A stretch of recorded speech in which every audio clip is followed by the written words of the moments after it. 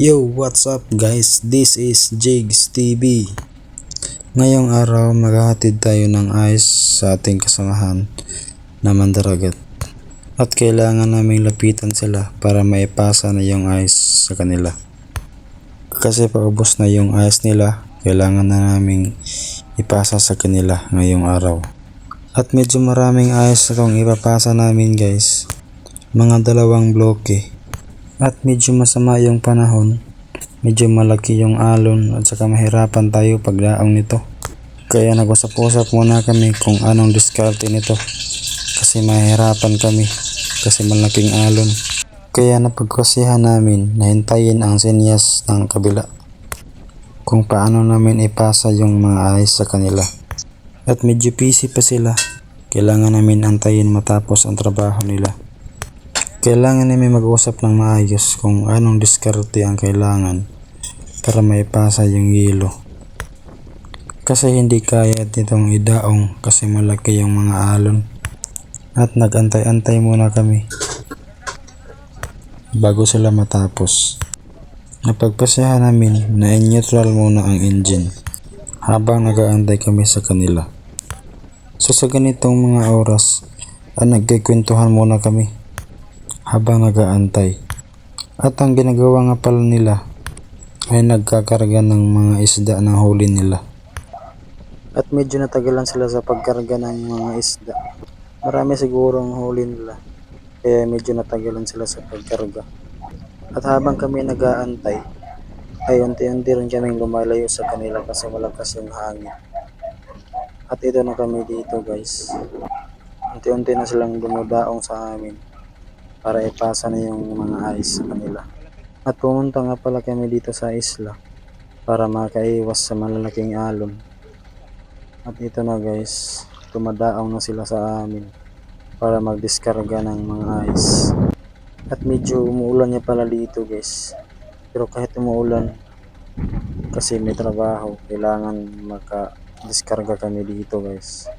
Kailangan namin ilagay sa magandang pwesto para hindi kami mahirapan sa pagkarga ng ice. Ito yung pinakamahirap sa lahat. Kailangan mo talaga mag-ingat. Kapag hindi ka mag-ingat, mahuhulog ka talaga. Ang pinakamahirap pag ganito, yung malakas yung alon. At hinahanda na namin yung mga ice para i-diskarga. At para makapagsimula na kami sa pag-diskarga. Naubusan kasi sila ng ice. Kaya tumawag sa amin na kailangan nila ng ice. At ito na kami guys, nagdiskarga na kami. Ay, muntik pa nahulog yung kasama ko, buti magaling siya. Medyo maraming hakutin na may ice, kailangan talaga mag-iingat. At dito na kami guys, tinutulungan namin kasama namin para may angat yung ice para madala niya doon sa kabila. At yung isang kasama ko, sanay na kasi siya sa mga ganito. Kaya basic na lang sa kanya yung mga ganitong galawan. At yan, may nag-alalay lang sa kanya para may angat sa kanya yung ice. At marami kaming ice na kailangan i-diskarga. Mga 8 pieces na pong.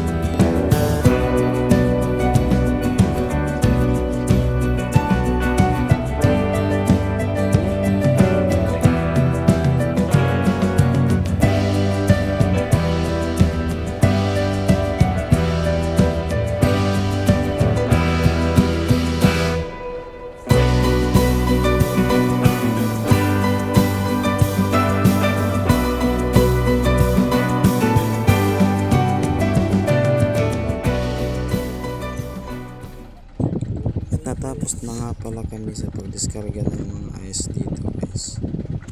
At kailangan na naming umuwi.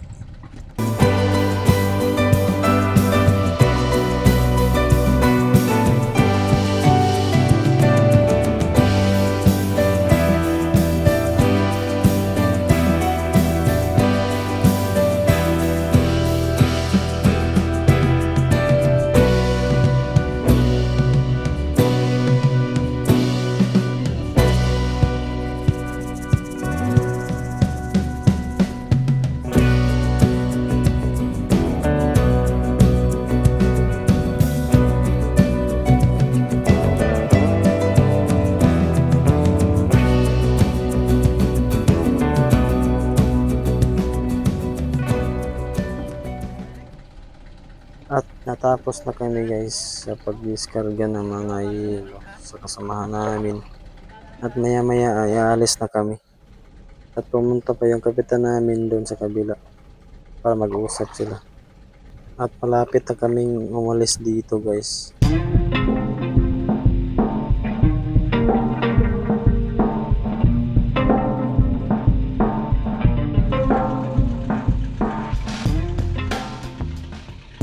At ngayon guys, pauwi na kami. At medyo mahaba pa yung biyahe namin para makauwi sa aming lugar.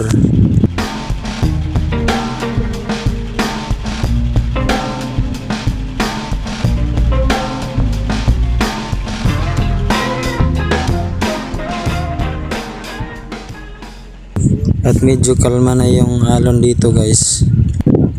At parang may ulan na paparating. At nagpapahinga na kami sa mga ganitong oras kasi natapos na ang trabaho.